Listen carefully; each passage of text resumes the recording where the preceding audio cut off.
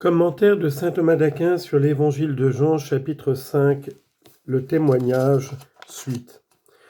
Pour moi, ce n'est pas d'un homme que je reçois le témoignage, mais je dis cela pour que vous soyez sauvés. Celui-là était la lampe qui brûle et qui brille, et vous avez voulu exulter un moment à sa lumière. Le Christ donne ici la vraie raison pour laquelle il invoque le témoignage de Jean. Il exclut d'abord une raison que l'on pourrait conjecturer, puis il donne la vraie raison. On pourrait croire en effet qu'en invoquant le témoignage de Jean, le Christ cherchait une garantie à son propre témoignage en raison de son insuffisance. Aussi exclut-il cette conjecture en disant « Pour moi, ce n'est pas d'un homme que je reçois le témoignage ». Notons ici que dans les sciences, on prouve une chose tantôt par quelque chose qui est moins intelligible en soi, mais plus intelligible pour nous, tantôt par quelque chose qui est plus intelligible en soi et absolument. Dans le cas présent, il fallait prouver que le Christ était Dieu. Et bien que la vérité du Christ soit en elle-même et absolument plus intelligible, elle est néanmoins prouvée par le témoignage de Jean, qui pour les Juifs était plus intelligible. Le Christ en lui-même n'avait donc pas besoin du témoignage de Jean, voilà pourquoi il dit « Pour moi, ce n'est pas d'un homme que je reçois le témoignage ». Mais cette parole du Christ semble être contredite par ce que dit l'Écriture. « Vous êtes mes témoins, dit le Seigneur. » Isaïe chapitre 43, verset 10. Et encore, vous serez mes témoins à Jérusalem, dans toute la Judée et la Samarie, et jusqu'aux extrémités de la terre. Actes chapitre 1, verset 8.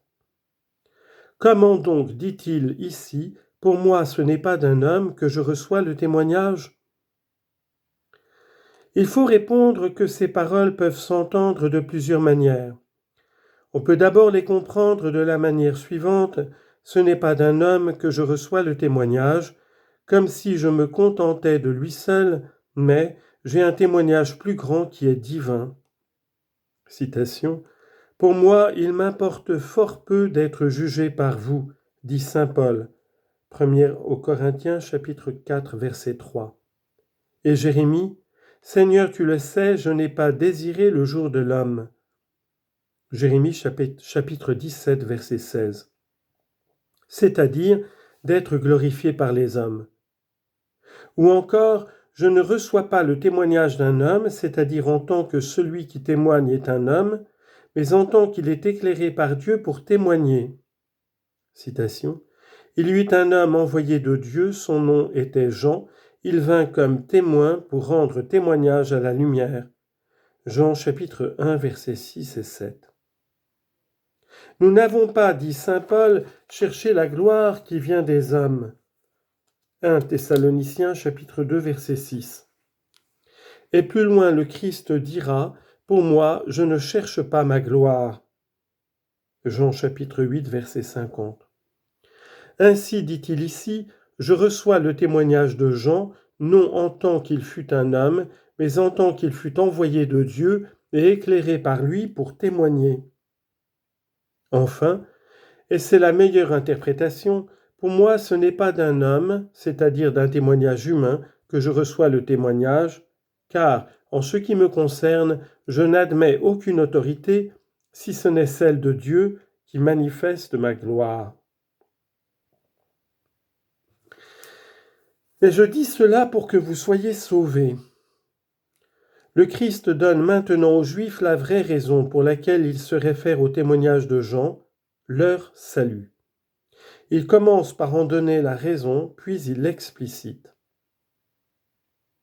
Cette vraie raison de faire appel au témoignage de Jean était que, grâce à ce témoignage, les Juifs seraient sauvés en croyant au Christ. C'est pourquoi il dit « Je ne reçois pas le témoignage de Jean pour moi, mais je dis cela pour que vous soyez sauvés. » Citation. Dieu veut que tous les hommes soient sauvés. 1 Timothée chapitre 2 verset 4. Et Le Christ Jésus est venu en ce monde pour sauver les pécheurs. 1 Timothée chapitre 1 verset 15.